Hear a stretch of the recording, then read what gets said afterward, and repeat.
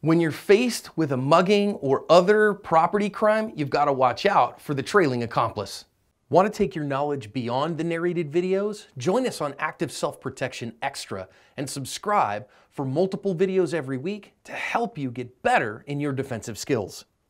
Hi everyone, this is John with today's Active Self-Protection lesson out of Surrey in England. Here we're going to see an attempted car thief who's going to get a bit of a beatdown from the valets who are going to prevent him getting to that car. But we're going to learn some important lessons here, not only about empty-handed skills, not only about partner tactics, but about maintaining your awareness and watching out for the trailing accomplice. From the left, we see a guy come up who wants to steal this car that's being detailed, is what the news story says. And when he tries to jump in the car, these guys aren't having it. They're not going to let him have their car. One guy's going to throw a punch at him, apparently the owner's son. And at that point, basically the entire organization, the whole business is going to come out and try to stop this guy. And you know, it's funny to me how many people it can take to hold somebody or to deter a determined person. I've sped it up for the sake of time here. They're going to get him on the ground, but then watch as somebody notices that the guy's partner, who he has said was around, plows right into them so that the bad guy can get away, and then actually rolls over one of the defenders there as well. Thankfully, the news story said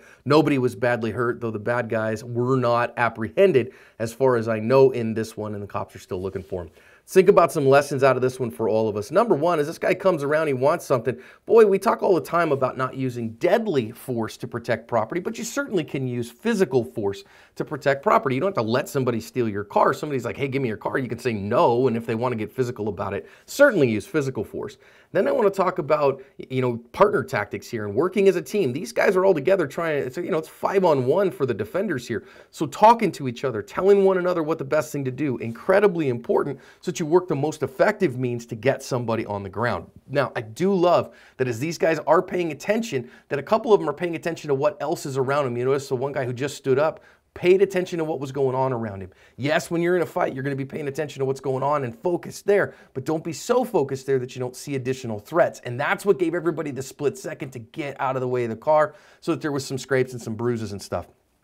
Finally, I want you to be very careful when trying to pile into a car like this. You notice he opened up that door, put himself in the V, and that's why that car was able to really drag him a long way. A car door can be a very dangerous thing, can hurt you very, very badly. So be very careful approaching that car, and especially one that's not yours.